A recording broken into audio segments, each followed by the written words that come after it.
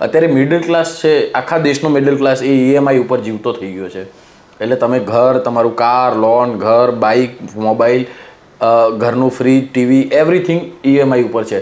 તો તમે દેખાય કે 1 લાખ રૂપિયા કોઈ મહિને કમાઈ રહ્યું છે જે મિડલ ક્લાસ છે, પણ એની પાસે મહિનાની 25મી તારીખ આવે ને એટલે એ કોઈકની જોડે ઉધાર શોધતો ફરતો હોય છે, એવું પણ જોવા મળે છે. તમારે શાકભાજી પણ રિલાયન્સ વેચશે અને તમારા કપડાં પણ રિલાયન્સ વેચશે, તમારા પગના મોજા પણ રિલાયન્સ વેચશે, સોનું પણ રિલાયન્સ વેચશે, પેટ્રોલ પણ રિલાયન્સ વેચશે, અથવા તો અદાણી કે અંબાણી વેચશે.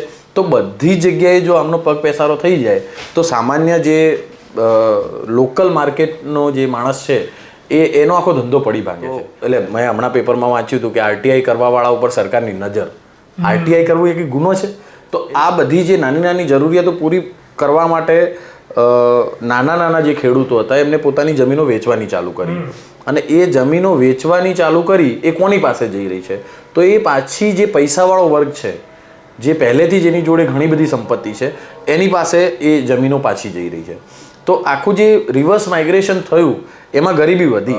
જે ઉદ્યોગપતિઓ છે, જે બહુ પૈસાવાળા છે, એના માટે જે સરળ રસ્તાઓ બનાવી આપ્યા કે ભાઈ તમે આ રસ્તા ઉપર જાઓ એટલે તમને સરળતાથી તમે પૈસા કમાવી શકો. તમે અમને ઇલેક્ટ્રોલ બોન્ડમાં આટલું ડોનેશન આપો અને તમે ભલે ગાય માંસની ફેક્ટરી ચલાવતા હો અથવા તો ગાય માંસ બહાર એક્સપોર્ટ કરતા હો. सबको समान जिम्मेदारी मिले, ना किसी को कम न किसी को भारी मिले, फिर लगाओ रेस, तब पता चले किसकी कितनी मेहनत कितनी तैयारी मिली. નમસ્કાર, ક્રાંતિ માર્ગથી હું વિમિત કુમાર. સાથીઓ, આજે આપણે આર્થિક અસમાનતા બાબતે ચર્ચા કરવા માટે આપણી સાથે દેવભાઈ દેસાઈ છે. દેવભાઈ, ક્રાંતિ માર્ગે આપનું સ્વાગત છે. દેવભાઈ, આજે એક મુદ્દો રાષ્ટ્રીય લેવલમાં ચર્ચામાં છે, આર્થિક અસમાનતાનો.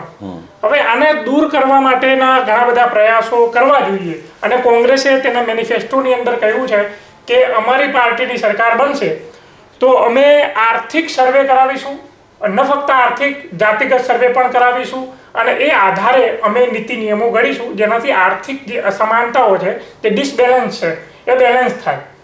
અને આમ જોવા જઈએ તો આઝાદી પછી જે ગરીબ હતો એ વધુ ગરીબ બનતો ગયો છે, અને અમીર એ વધુ અમીર બનતો ગયો છે. જે સોનાની ચમચીમાં લઈને પેદા થયા એ વ્યક્તિનો અત્યારે તમે જુઓ તો એમને સંઘર્ષ નથી કરવો પડતો, અને જે ગરીબ પેદા થયા આપણી જેવા એને બહુ સંઘર્ષમાંથી ગુજરવું પડે છે. એટલે જન્મતાની સાથે જ આપણને જ્યારે અસમાનતા જોવા મળે ત્યારે આર્થિક અસમાનતા ઉપર ચર્ચા કરવી જરૂરી થાય છે. એ બાબતે તમને અહીંયા આમંત્રિત કર્યા છે. આર્થિક અસમાનતા બાબતે તમારું શું કહેવું છે? જો આપણે જ્યારે વિમિતભાઈ, હું વાત કરીશ કે આપણો દેશ જ્યારે આઝાદ થયો અને આઝાદી આપણને મળી ને એ ટાઈમે આપણા બંધારણમાં સમાનતાની વાત કરવામાં આવી હતી. એ સમાનતા ફક્ત ને ફક્ત જાતિગત અને એ સમાનતા નથી, પણ આર્થિક અસમાનતા પણ હોવી જોઈએ. બીજી બધી જે સમાનતા છે, સ્ત્રી પુરુષનો ભેદભાવ ના હોવો જોઈએ, આ બધી સમાનતાઓની વાત કરવામાં આવતી. બંધારણ આપણું લખાયું બહુ સરસ, ઇમ્પ્લિમેન્ટ થતાં એને બહુ વર્ષો લાગી ગયા. ઘણી બધી વસ્તુમાં ઇમ્પ્લિમેન્ટ થઈ ગયું અને ઘણી બધી વસ્તુમાં ઇમ્પ્લિમેન્ટેશનમાં ટાઈમ લાગ્યો. આજે આપણે 70-75 વર્ષે જ્યારે આઝાદીના 75 વર્ષ થયા અને એમાં ઘણી બધી સરકારો આવી અને ઘણી બધી સરકારો ગઈ જેને બહુ બધા પ્રયત્નો કર્યા આર્થિક આપણો દેશ આગળ વધે, આપણા દેશની ઇકોનોમી જે છે વર્લ્ડની ઇકોનોમી સાથે કમ્પેર કરે એના માટે કે આપણા દેશમાં સોય નથી બનતી એની જગ્યાએ આપણે આઈઆઈએમ, આઈઆઈટી જેવી મોટી મોટી સંસ્થાઓ સ્થાપી, આપણે પરમાણુ શક્તિ ધરાવતા દેશ બની ગયા. તો આ બધી પ્રગતિ જે છે ને એ ધીમે ધીમે થઈ. પણ એની સાથે 1991માં જ્યારે આપણે નીતિ અપનાવી આની વૈશ્વિકરણની અને બજારીકરણની જે નીતિ અપનાવી, મનમોહન સિંહ જ્યારે અર્થશાસ્ત્રી હતા ત્યારે, તો એ બજારીકરણની નીતિમાં એવું થયું કે જેની જોડે પૈસો વધારે હતો એ વધારે ને વધારે ધીમે પૈસાવાળા થવા માંડ્યા. અને જે સંપત્તિ હતી, એટલે આપણે આઝાદી પછી ઘણા બધા રાજ્યોએ જમીનોની વહેંચણી કરી હતી, લેન્ડ રિફોર્મ કર્યા હતા. આપણે ગુજરાત સરકારે પણ કર્યા હતા, એ રીતે અલગ અલગ રાજ્યોએ લેન્ડ રિફોર્મ કર્યા હતા. તો લેન્ડ રિફોર્મમાં ઘણા બધા જે પાવરમાં હતા અથવા જે કમ્યુનિટીના લોકો પાવરમાં હતા એની પાસે ડિસ્ટ્રીબ્યુશન વધારે થયું. ડેફિનેટલી થોડા ભેદભાવો થયા, બધું થયું, પણ તો પણ ડિસ્ટ્રીબ્યુશન થયું હતું. Over a period of time A distribution જે છે એ લોકો, કારણ કે ગરીબી જેમ જેમ વધી એમ લોકો એ પાછી લેન્ડ જે છે એ સત્તાધારી અથવા તો પછી જે પૈસાવાળા છે એ વર્ગ પાસે મૂવ થઈ રહી. અત્યારે તમે જુઓ છેલ્લા 10-15 વર્ષનો હું, કારણ કે મારો જેટલો ઉંમર છે અને જે અનુભવ છે એના ઉપર હું વાત કરું કે આપણે 50 વર્ષ પહેલાંની વાત કરીએ તો એ આપણે ઇતિહાસમાંથી વાંચીને કરી શકીએ, પણ આપણે જે રૂબરૂ જોયું છે ગુજરાતમાં, ગુજરાત વિકસિત સ્ટેટ અને ડેવલપ સ્ટેટની જે આખી વાત છે, તો જે ગામડાઓની જમીનો છે એક તો સરકાર ઉદ્યોગપતિઓને આપે છે, એના સિવાય જે ગામડાઓની જમીન છે એ ક્યાંથી ક્યાં મૂવ થઈ રહી છે.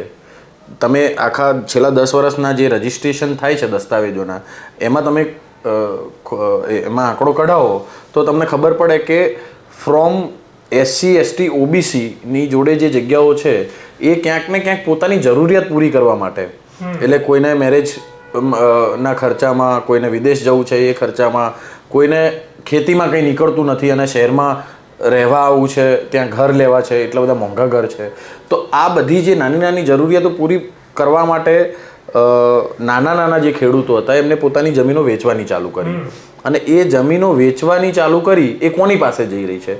તો એ પાછી જે પૈસાવાળો વર્ગ છે, જે પહેલેથી જેની જોડે ઘણી બધી સંપત્તિ છે એની પાસે એ જમીનો પાછી જઈ રહી છે. તો આખું જે રિવર્સ માઇગ્રેશન થયું એમાં ગરીબી વધી, અને આપણે છેલ્લા, એટલે એ ઓક્સફામના આંકડા અને ઘણી બધી સંસ્થાઓએ આપણા દેશમાં રિસર્ચ કર્યા, સરકાર નથી કરતી પણ બીજી બધી સંસ્થાઓ કરે છે. એ રિસર્ચમાં જોવા મળ્યું કે છેલ્લા 10 વર્ષમાં જે સંપત્તિનો આપણા દેશની 50% જે સંપત્તિ છે એ બહુ જ જૂજ થોડા લોકો પાસે ભેગી થઈ ગઈ, અને બીજી 50% સંપત્તિમાં ઘણા ઓછા, એટલે આખા દેશના લોકો આવી ગયા. એટલે આખી જે સંપત્તિની વહેંચણી છે, એટલે સંપત્તિ કમાવી આપવા માટે પણ સરકારે જે સરળ રસ્તાઓ કર્યા, જે ઉદ્યોગપતિઓ છે, જે બહુ પૈસાવાળા છે, એના માટે જે સરળ રસ્તાઓ બનાવી આપ્યા કે ભાઈ તમે આ રસ્તા ઉપર જાઓ એટલે તમને સરળતાથી તમે પૈસા કમાવી શકો. તમે અમને ઇલેક્ટ્રોલ બોન્ડમાં આટલું ડોનેશન આપો અને તમે ભલે ગાય માંસની ફેક્ટરી ચલાવતા હો અથવા તો ગાય માંસ બહાર એક્સપોર્ટ કરતા હો, પણ તમે 200 કરોડ રૂપિયા જો એમની સરકારને ઇલેક્ટ્રિક બોન્ડ દ્વારા ડોનેશન આપો તો એ વે આર્થિક, તો એ વે ઇઝી થઈ ગયા. તો જે પૈસાવાળી કંપનીઓ હતી ને એની પાસે, અથવા તો પૈસાવાળો વર્ગ હતો એની પાસે વધારે પૈસા, પૂંજી જમા થતી ગઈ. જે કોંગ્રેસનો મેનિફેસ્ટો મેં જે વાંચ્યો છે અને બીજી બધી સમાજવાદી પાર્ટીનો મેનિફેસ્ટો વાંચ્યો, મેં મમતાનો મેનિફેસ્ટો વાંચ્યો, BJPનો મેનિફેસ્ટો વાંચ્યો, એમાં કોંગ્રેસે જે વાત કરી છે આર્થિક સમાનતાની, ખાલી આર્થિક સમાનતાની વાત નથી કરી. કોંગ્રેસે એવું કહ્યું છે કે અમે આર્થિક સર્વે કરાવીશું કે કોની જોડે કેટલી સંપત્તિ છે. આ તો ખાલી અંદાજો આવી રહ્યો છે કે 50% એ અલગ અલગ પ્રાઇવેટ સંસ્થાઓ કરી રહી છે, પણ 50%થી વધારે સંપત્તિ બહુ જૂજ લોકો પાસે ભેગી થઈ ગઈ અને બીજા લોકો ગરીબ થઈ ગયા. અત્યારે મિડલ ક્લાસ છે, આખા દેશનો મિડલ ક્લાસ એ EMI ઉપર જીવતો થઈ ગયો છે.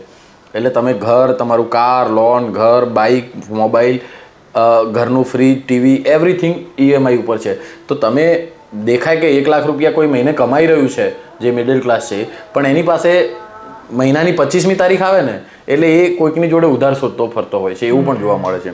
એટલે આખો જે પૈસાનું વહેંચણી છે ને એ બરોબર નથી. એટલે વિતરણની જે આખી વ્યવસ્થા છે એ યોગ્ય નથી, કારણે જે ડિસબેલેન્સ અને ડિસબેલેન્સ ખાલી એક કારણ નથી. આ દેશમાં ડિમોનેટાઇઝેશન થયું, નોટબંધી થઈ, એમાં જે સામાન્ય માણસ હતા અને સૌથી ગરીબ માણસ હતા ને એને વધારે ફટકો પડ્યો છે. ગરીબ માણસમાં આપણી બેન દીકરી કે આપણી મમ્મી માતાઓ જે છે એ ભારતીય સ્ત્રીઓ હંમેશા થોડું ઘણું ઘરમાં બચત કરે અને પોતાની પાસે પૈસો રાખતી. એ પૈસો મુસીબતના ટાઈમે કામમાં આવતો. એ આખો પૈસો ડિમોનેટાઇઝેશનમાં નોટ બદલાવાના નામે પુરુષ લઈ ગયા, ઘરના જ પુરુષ લઈ ગયા, પણ એ મહિલાઓ સુધી પાછો પહોંચ્યો નથી એ પૈસો. એટલે એ જે બચતો થતી હતી એ બચતો ત્યાં પૂરી થઈ ગઈ. ઘરેણાઓ જે છે, એટલે સોનું એટલું મોંઘું થઈ ગયું, પેટ્રોલ એટલું મોંઘું થઈ ગયું, એની સામે આવક જેટલી વધવી જોઈએ એટલી નથી વધી. એટલે આખો જે ભેદભાવ જે છે, અને આ બધી વસ્તુઓમાં ફાયદો કોણ લઈ રહ્યું છે? જે પૈસાવાળો છે, કંપનીઓ છે.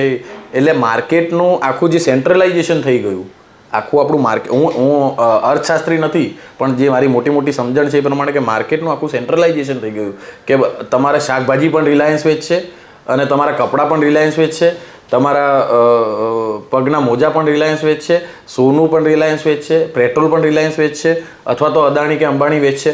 તો બધી જગ્યાએ જો આમનો પગ પેસારો થઈ જાય તો સામાન્ય જે લોકલ માર્કેટનો જે માણસ છે એનો આખો ધંધો પડી ભાંગે છે અને બધો પૈસો જે છે એ કોઈ એક જગ્યાએ મૂવ થાય છે. એટલે આખી જે આર્થિક સર્વેની વાત છે ને ફક્ત આર્થિક સર્વેની વાત નથી, એમાં જાતિગત જનગણનાની પણ વાત છે કે જે આ દેશમાં દર 10 વર્ષે જનગણના થવી જોઈએ, વસ્તી ગણતરી થવી જોઈએ, એ આપણે 2011માં છેલ્લી થઈ, આજે આપણે 2024માં જીવી રહ્યા છીએ. તો સરકાર એટલી બધી સક્ષમ હતી તો 2011માં કેમ વસ્તી ગણતરી ના કરાવી શકી? કોરોનાનું બાનું હતું, કોરોના આવી અને જતો રહ્યો, પણ કોરોના પછી પણ વસ્તી ગણતરી નથી કરાવી કારણ કે લોકોમાંથી અને વિપક્ષમાંથી અથવા તો જમીન ઉપરથી એ ડિમાન્ડ આવતી હતી કે જેની જેટલી વસ્તી છે એ પ્રમાણે એને ભાગીદારી નથી મળી રહી.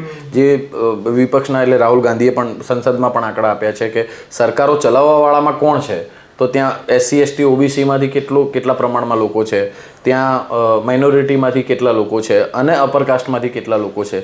તો આખું પાવર જે છે એ ક્યાં સેન્ટ્રલાઇઝ થઈ ગયો છે, એ પાવરને ડિસેન્ટ્રલાઇઝ કરવા માટે જરૂરી એ છે કે જે પાવરલેસ લોકો છે કે જેની જોડે પાવર નથી, જેની જોડે પૈસો નથી, એવા લોકોને પાવરમાં લાવવા.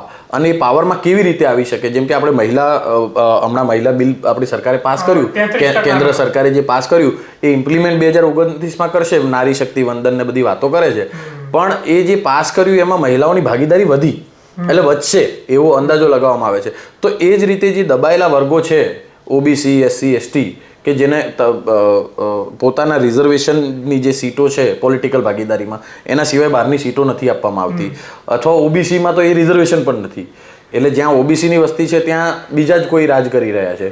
તો આ જે આખી ચેનલ છે એને તોડવા જાતિગત જનગણના જો થાય તો લોકો પાવરમાં આવી શકે, સત્તામાં આવી શકે, જોબ્સમાં, અને જે સેન્ટ્રલાઇઝ થઈ ગયું છે આખું અપરકાસ્ટ બેઝડ મોડલ જે થઈ ગયું છે એને ડિસેન્ટ્રલાઇઝ કરીને દરેકને એ વહેંચણી થાય, પાવરની વહેંચણી થાય, પૈસાની વહેંચણી થાય, જે સરકારમાંથી પૈસો આવે છે એ પૈસાની વહેંચણી થાય, એના માટેનું આખું જે મોડલ ખાસ કરીને કોંગ્રેસના મેનિફેસ્ટોમાં જે જોવા મળે છે એ કદાચ હિસ્ટોરિકલ મેનિફેસ્ટો મેં વાંચ્યો છે અને મને એવું લાગે છે કે અત્યાર સુધી એવો કોઈ મેનિફેસ્ટો બન્યો નથી. આ હિસ્ટોરિકલ મેનિફેસ્ટો છે. અને જો ઇન્ડિયા ગઠબંધનની સરકાર સત્તામાં આવે, જે અણસાર દેખાઈ રહ્યા છે કે હવે આપણા પ્રધાનમંત્રી શ્રી બેબાકડા થઈ ગયા છે, એ અણસાર દેખાઈ રહ્યા છે કે ઇન્ડિયા ગઠબંધનની સરકાર પાછી આવી રહી છે અને આમના વળતા પાણી થઈ રહ્યા છે, તો જો આવે અને આને ઇમ્પ્લિમેન્ટ કરે તો આપણા દેશની આજથી 10 વર્ષ પછીની સુરત અલગ હશે, સિરત અલગ હશે. આપણે જે એકચ્યુઅલ વિકાસની વાત કરીએ છીએ કે દરેક લોકો સુધી વિકાસ પહોંચવો જોઈએ, એ પહોંચે એવી જે સારા અર્થશાસ્ત્રીઓ, સમાજશાસ્ત્રીઓ છે એવી એમની ધારણા છે. એટલે મેં હમણાં પેપરમાં વાંચ્યું હતું કે RTI કરવાવાળા ઉપર સરકારની નજર. RTI કરવું એ કંઈ ગુનો છે? એટલે એ પ્રકારના જે ડાયલ્યુટ કરી નાખ્યા છે આખા કાયદાઓને, એ એમેન્ડમેન્ટ કરી નાખ્યા છે. તો આ બધા પ્રકારના કાયદાઓને કઈ રીતે સુધારી શકાય, સારા લોકોને ફાયદો થાય, લોકો સુધી એનો ફાયદો પહોંચે, એ કાયદાથી લોકો પોતાના હક મેળવી શકે, એ બધી દિશામાં જો સરકારો વિચાર કરે ને તો દેશની પ્રગતિ વધારે થાય. ઇન્ટરનલ ઝઘડા, પાર્ટીઓ આવે જાય, બદલાય, સરકારો બદલાય, બધું જ થાય, પણ જે લોકોનું વિચારે ને તો જ દેશની પ્રગતિ થાય. બાકી જો પોતાની પક્ષનું ને પોતાની જે પાર્ટી જોડે 2014 પહેલાં ભંડોળ હતું અને એના કરતાં અત્યારે એ 100 ગણું, 1000 ગણું વધારે કરોડોમાં ભંડોળ પહોંચી ગયું, એને એના પક્ષનું વિચાર્યું છે. આજે તમે આપણા ગુજરાતમાં કે આખા દેશમાં ક્યાંય પણ જાઓ ને, નાના તાલુકામાં, તો ભારતીય જનતા પાર્ટીના જે કાર્યાલયો હોય છે ને એ VIP હોટલ જેવા બની ગયા છે. કેવી રીતે બની ગયા? એમને પૈસો ભેગો કર્યો છે, પોતાના પાવરનો ઉપયોગ કરી અને જે ઇન્ડસ્ટ્રીયાલિસ્ટ અને બીજા લોકો હતા એનાથી પૈસો ભેગો કરી અને પોતાની પાર્ટીને મજબૂત કરવાનો પ્રયત્ન કર્યો છે, જે કદાચ જૂની સરકારોએ કર્યો હશે પણ ઓછો કર્યો છે, એટલો બધો નથી કર્યો. તમને એમના કાર્યાલયો જોઈને ખબર પડશે. તો આખો પાવરનો ઉપયોગ તાનાશાહી રીતે કઈ રીતે કરવો એ આ ખૂબ સારી રીતે જાણે છે. જી ધન્યવાદ દેવભાઈ, સમય આપવા બદલ. આ હતા આપણી સાથે દેવભાઈ દેસાઈ, જેઓએ આર્થિક અસમાનતાઓ કેવી રીતે દૂર કરી શકાય એ બાબતે ચર્ચા કરી. અને કોઈ પણ સરકાર આવનારા દિવસોની અંદર બને, ભારતીય જનતા પાર્ટીની બને કે ઇન્ડિયા ગઠબંધનની બને, પણ આ જે આર્થિક અસમાનતાવાળો જે કંઈ મુદ્દો છે એને ખરેખર નોંધ લઈને અને આગળ વધારવો જોઈએ.